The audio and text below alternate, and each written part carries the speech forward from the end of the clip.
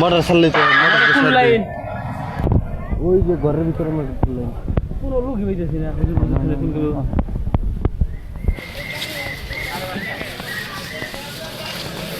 আলহামদুলিল্লাহ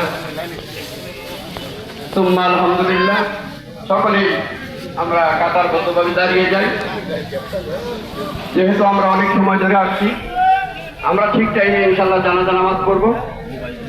এখানে কোনো বেশি সময় আমরা কাটাবো না। তো আলহামদুলিল্লাহ যেই মরহুমের সামনে আমরা দাঁড়িয়েছি, এটা আসলে অকাল মৃত্যু, ঠিক না? তার কারণ বাচ্চা মানুষ, আমগর অনেক ছোট। আল্লাহ রাব্বুল আলামিন তাকে নিয়ে গেছেন। তবে এই মাইয়াতকে দেখে আমাদের কিছু